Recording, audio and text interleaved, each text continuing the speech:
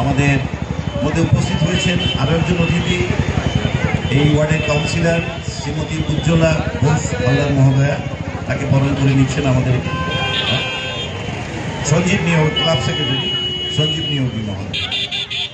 একাকার, একদিকে সভাপতি, একদিকে কমিশনার, একদিকে চেয়ারম্যান মিউনিসিপ্যালিটি, এক ঝাঁক নক্ষত্রকে আমরা পেয়ে গেছি। এবার ক্লাব সভাপতি, আমাদের ক্লাবের যে সভাপতি, তাকে সম্বর্ধনা দেবেন বুদ্ধদেব প্রমাণে, যে বুদ্ধদেব সবসময় পিছনে থেকে এই মহৎ কাজকে সম্পন্ন করে। খুব দ্রুত আমরা অনুষ্ঠানে চলে যাব।